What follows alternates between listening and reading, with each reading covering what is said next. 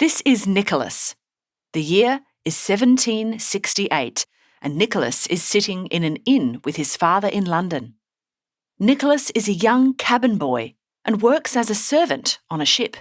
He dreams of travelling across the vast ocean to exotic, faraway lands. His father works on a ship too, as a sailor, and he is about to go on a long voyage to India. Nicholas listens closely as his father tells him about the exciting journey he's about to set out on. The sea route to India is very important for Britain, his father explains, because it allows us to trade products like wool for valuable Indian goods like tea, spices, indigo dye, and silk. If the weather is fine and the journey smooth, we should reach the port of Bombay on the west coast of India in about 6 months. 6 months is a very long time, Nicholas exclaims sadly. It's true it often takes a whole 6 months to travel to India by sea, but it's far quicker than it used to be. Before the 15th century, it was dangerous and time-consuming to travel from countries like England, France and Spain to Asia. Western Europe relied on merchants from other places like Italy, who were aware of sea passages through the Mediterranean and North Africa to Asia. Otherwise, merchants had to make a dangerous journey over land across the Middle East to reach India and China. Many of these merchants used an ancient and famous network of trade routes called the Silk Road that linked the West with Asia. So who found the routes to travel there by ship?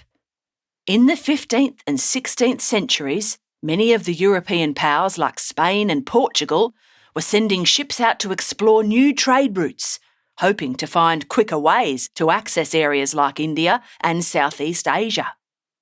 People were also hoping to find wealthy lands unknown to Europeans to trade with. On August 3rd, 1492, the Spanish King Ferdinand and his wife Isabella sent explorer Christopher Columbus with 3 ships to find the way to Asia. They wanted to convert people to Christianity and trade Spanish goods for spices to bring back to Europe, as Asian spices were very expensive and rare at this time. Columbus was sure that if he travelled west around the globe, he would end up in the Far East more quickly than if he travelled east past Africa and India. But instead, he came across a whole new continent. Nicholas's eyes widened as he realises. He must have landed in America instead. Exactly. Nicholas's dad nods proudly.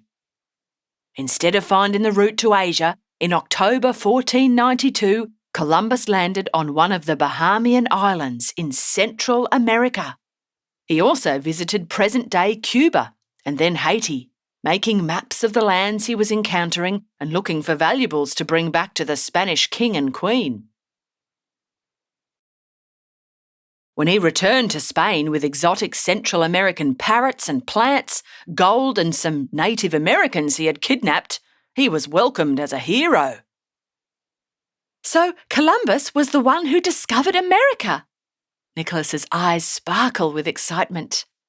Well, there were already people living in America when Columbus came across it, so he wasn't the first to discover it at all. He wasn't even the first European to visit there. The Vikings had already travelled to North America back in the 11th century.